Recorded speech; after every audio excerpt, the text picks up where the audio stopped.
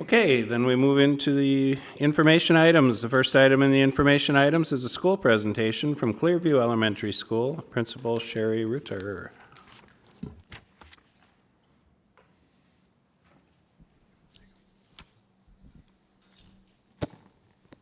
Welcome, Sherry. Thank you. Good evening, Board Chair Dahlgren, members of the board, Superintendent Jett. I'd like to thank you for this opportunity to share a little bit about Clearview.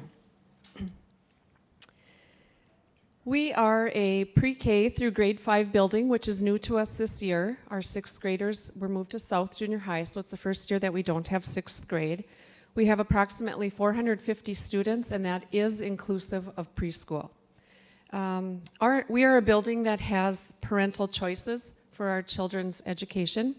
Preschool is a choice, and classroom is also a choice, being that we have English classrooms, or a parent and family may choose Spanish immersion for their child. I have to say that whatever program a family chooses, we have fantastic staff in both of our programs. About 97% of our students have fewer than 15 days absences, and 98% of our students to date have 0 or 1 office referral within the first couple months of school. We continue to be very positive and focus on all the great things students do every day to encourage positive behavior. The information that you're seeing is a little bit about our Mca data. That is for the all student population. Reading, 66.7% of our students were proficient in reading. 66.4% of our students were proficient in math. And then science, and I'll just remind you that science is only for 5th grade. 75% of our 5th graders were proficient in science. I'd like to share just a few highlights where we set some goals last year and had a focus. We put a focus on our 6th grade students last year to increase their scores, and they truly met that challenge. In reading, 72% of our 6th graders were proficient on the reading MCA, and that was an increase of about 15%. And then they also had an increase of about 22% in our math MCAs. Those students are now at South Junior High. Almost 80% of our 4th graders, it was like 79.7% of our 4th graders, were proficient on the math MCA. And then we put a focus on special education as well as free and reduced lunch. And both of those subgroups had increases in both reading and in math. We took a look at STAR, and when we looked at our STAR, we saw that 64.7% of our students had medium to high growth in reading, and 65.7% of our students had medium to high growth in math, and that is K5. Actually K6, because it was last year. At Clearview, we are engaging our students in learning and inspiring them to be productive members of our community through a variety of practices, which I would like to share with you at this time. One of the things that we're working on is just creating that welcoming environment at Clearview, and this is a picture of our entryway. And we just thought, what better way to create a welcoming environment than to display student artwork and keep the art inspiration alive in our young people. One practice of engagement as well as inspiration is robotics. It is truly a hit at Clearview.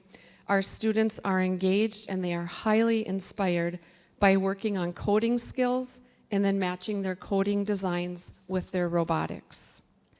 These activities are teacher facilitated, but they're student led. They work in small groups, students work in small groups to design specific codes for their robots to read. The students have great inspiration watching the robots read the design that each of their groups have created. As an onlooker, it's truly exciting to watch the head-to-head interaction and the very, very high engagement with these hands-on, high student interest lessons. At Clearview, we absolutely love our music and art programs. This is a hands-on art project for Unity Day that our counselor designed. It was integrated into every student's daily routine at every grade level.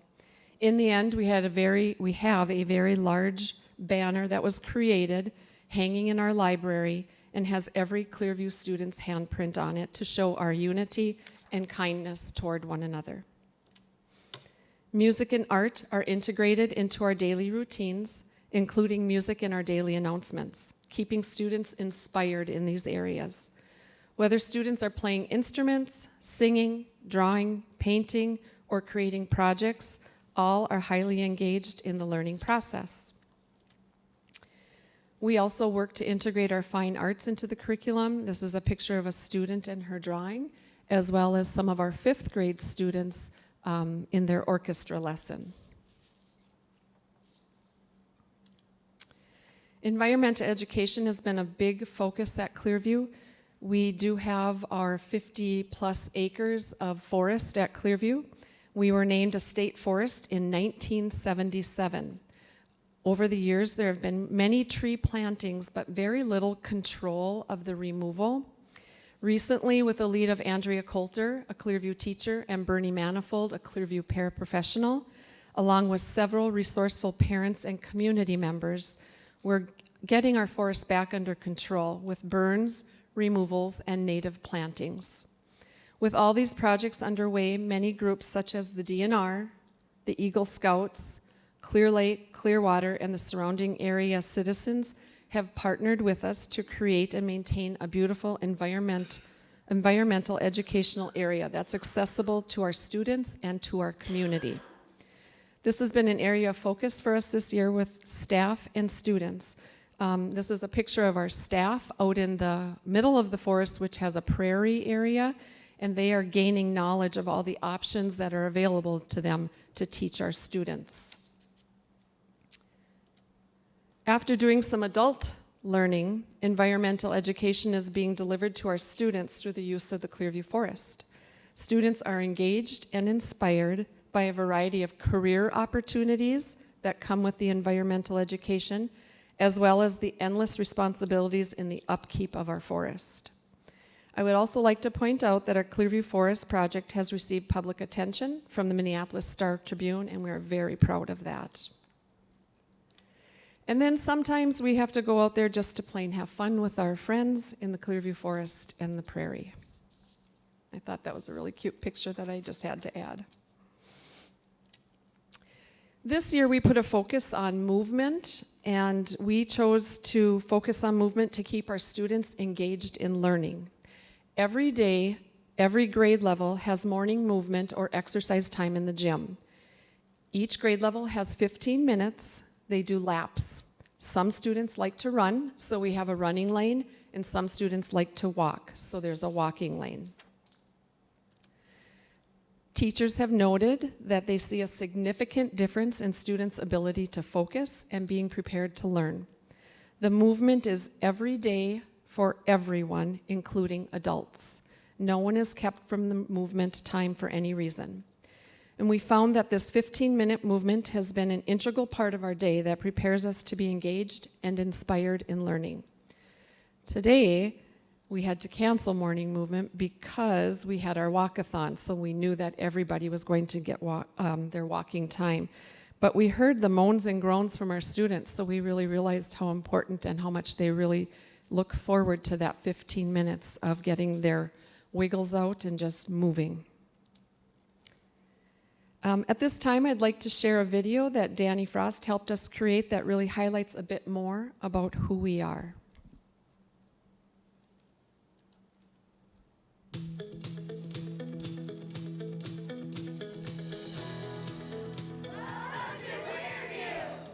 Through our collaborative efforts, we at Clearview inspire each other to do our very best in school every single day.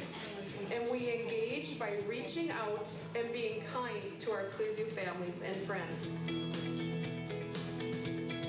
We love love coming to Clearview because our kids are so involved with the Cinco de Mayo. We get to meet other family members. They get to see their friends outside of the classroom. They have the skating place nights where they get together and celebrate the fall. The forest we love. Well, the purpose of our forest is to teach the children about nature and to teach them about what we have right in our own site here at Clearview. Today we are going to be taking the children out. We're going to be looking at the prairie, looking at some of the grasses. We're going to be moving some of our cedar chips to our memorial and our veterans garden. And it's just to get the children more acquainted with this wonderful resource that we have here at Clearview. Had the chance to discover and work with the robotics. They have been absolutely 100% engaged. They're excited to work with each other. They've been problem solving. They have been, the most exciting part for me is when they say, Miss Clymer, look what I figured out. And all the things that they've learned and figured out by working together and by working with the little robot. The things that work, the things that don't work, and then their collaboration is just amazing. It's just so fun to see them learning. It's kind of like robots, like how robots track codes because they don't have a mind of their own. We start the morning off with a morning meeting so they feel like a sense of community. And then we continue with our lessons so that students, they do think, pair, share, where they think of an answer, share it with a partner, and then after they've had that time to talk, they are able to volunteer to have an answer brought forward to the class. That kind of boosts their confidence. Clearview engages me to learn of working with the teacher, my friends, some other kids in my class. I like to create games for students where they can have fun, but they're still getting the curriculum and the academic content that I need them to. So we just got done doing a math scavenger hunt where they had to find these problems around the classrooms by reading these clues. They found it, they worked with a partner, they worked it out, and they came and checked their answer with me. And if it was right, they got the next clue, so they were having a lot of fun, but still doing these math problems. And they worked together and were able to work with a partner and had a lot of fun doing it at the same time. So one of the ways that I engage my students, especially during math class, is by drawing from each other's talents. So I might instruct part of it, but then I would like for students to rely on each other in the following way. They might help each other by checking their work. They will also sometimes help each other by teaching, reteaching the concept to each other or one person to others that might not have understood it. I try to inspire children by giving them a multitude of materials to use, choices in the projects that they're doing, and try to build choice in and try to let them explore and expand on the project and come up with new ideas that they can use and pass on to their classmates. Occasionally a student will ask me if they can add something to a project, and that becomes part of my lesson plan at a later time. Kids learn how beautiful music can be, from playing the instruments to singing songs, and they learn that once they start using expression like softs and louds and creating their own music, they just become inspired and see that it's so beautiful working together to make these beautiful sounds. I love to think of myself as being inspiring to my students by many things, like showing them my motivation to be the best version of myself every day, having the energy for them, helping them grow as learners, and that's contagious. That's also part of our PBIS that we do in the classrooms and school-wide, where the students are actually creating the community. Clearview proud! Clearview proud! Orgullo de vista clara. Clearview proud! Clearview proud!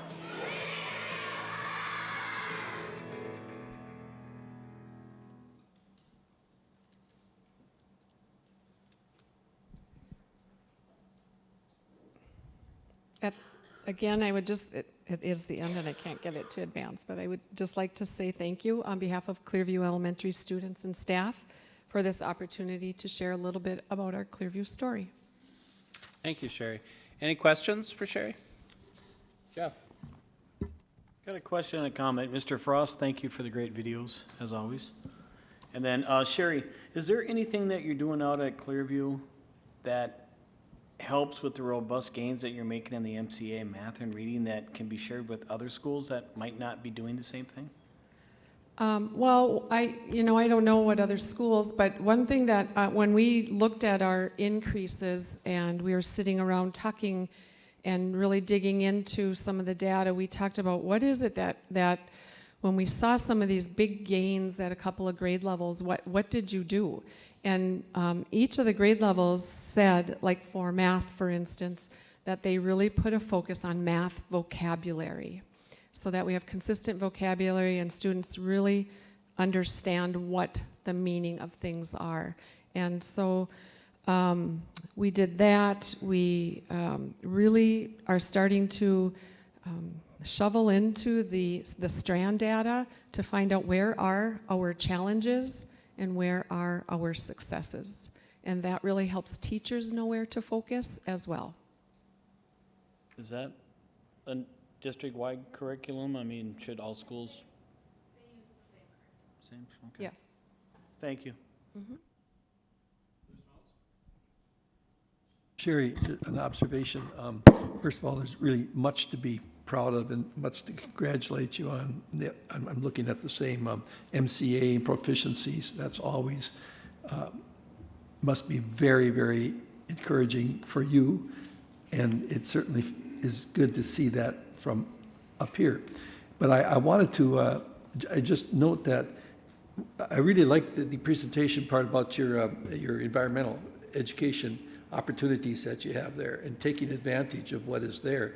And whenever opportunity presents itself and we can take advantage of that uniquely, that's really an important thing, don't you think, in terms of our teaching and learning plans. But it reminded me that in our district, if my memory is right, and I'm always risk leaving something out, but Clearview has that natural resource, that state forest. Oak Hill has the big woods. Talahi is near, very close to those natural resources, that woods next to them, as well as just down the road, the new park at the Corey site there. Kennedy has this fabulous space out there, prairie space.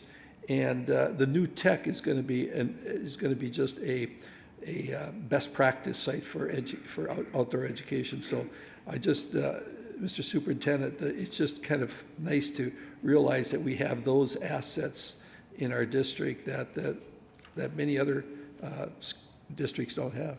It's just a delightful thing. Thank you very much. And we have a village that really works on that. We have some incredible volunteers helping us with that. So it's been wonderful. Just as a follow-up, Mr. Chair, I'm so interested in this because in my career I did teach some environmental education, and I sure would like to carve some time out of my schedule to come out there and see that and participate in something sometime. Absolutely. Thank you. Jerry? I'm really interested in what Jeff was asking you about. There's, in my mind, curriculum is the district standard curriculum, but then you've done some things out there with the curriculum, it seems, which is not so much curriculum as teaching practices. And I'm wondering if, does it mean that you gave focus to this last year, and how are you going to bottle that and make sure that you use it in the following year? And is there any system to replicate what you've learned? So you've done some things that work with the same curriculum that other people are using, but you're doing something that made significant gains that feels like, to me, from a teaching perspective, is more than curriculum. And I'm just wondering, how does that stay in use next year and the year after that and the year after that, and how does it find its way to other schools? I think we just learn from each other. I think other schools too are, the use of our data teams and our professional development allow us the time to do that. And I think all of our buildings are doing that, and we do the best that we can, and you know, we learn from each other, and I think that's one thing that some of my teachers are doing too during our professional development and data teams, is we're learning from each other. And when one of the grade levels had a big gain, teachers were going to them saying, "What did you do differently?" And they just said, "I think it was the vocabulary." They're not, you know, that's what they're thinking. But when we look into the strand data, that really helps us, because then we know where to focus. We know here's a great success for us, and here's a challenge for us. And so we can put some big focuses on those challenges. Thank you. Any other questions? Comments? Willie? Good evening, Principal Reuter. Good evening, Mr. Jack. And so one of the things I just want to add to that, because a question that I heard Mr. Polrice and Mr. Von Korf ask is, how does that translate? A, what are you doing differently? And B, how does that carry over year to year? And C, do you share that with other buildings? And so Sherry definitely talked about the professional development, talked about the data teams, and we also have that same thing happening with our principals. And so our principals have the opportunity to share with each other the different successes that they're having.